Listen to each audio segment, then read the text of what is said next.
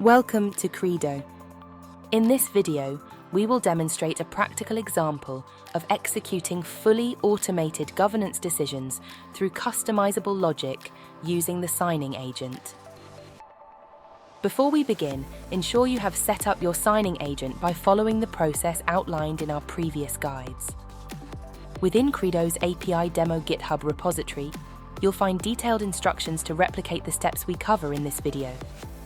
This repository uses a WebSocket connection to the Qredo API network and receives approval data in JSON. It presents a comprehensive set of human-readable Web3 data over the WebSocket, allowing the creation of intricate conditional logic tailored to your business needs. Our example's approval logic approves transactions only if their chain ID matches an entry in the EVM testnets.json file. We're using a signing agent instance on the same host, registered as an approver within our wallet's transaction policy.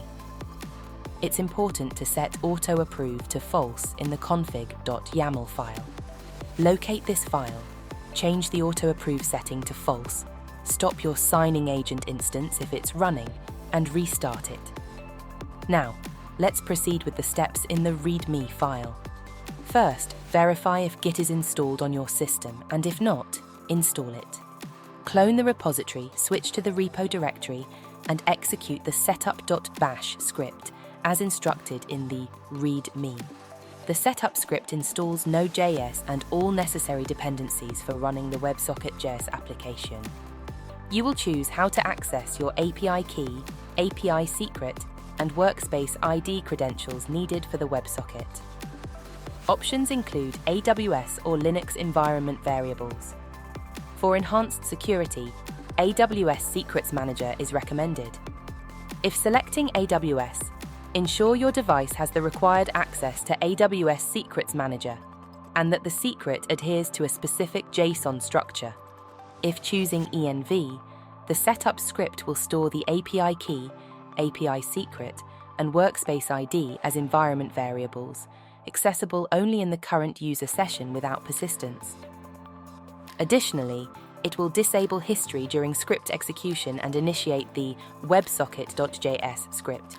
Please note that the script will give precedence to AWS variables over environment variables if both exist. Let's now proceed with initiating a transaction. Refer to our previous tutorials for transaction creation guidelines. In this demonstration, we initiate a transaction on Sepolia ETH.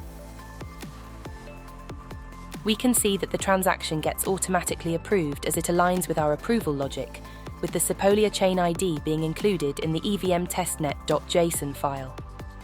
The transaction showcases the extensive Web3 data available, which you can use to build your custom approval logic.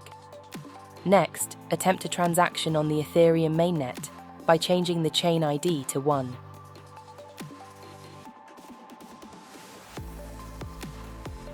This transaction is rejected, highlighting the chain ID's absence in the EVM testnet.json file.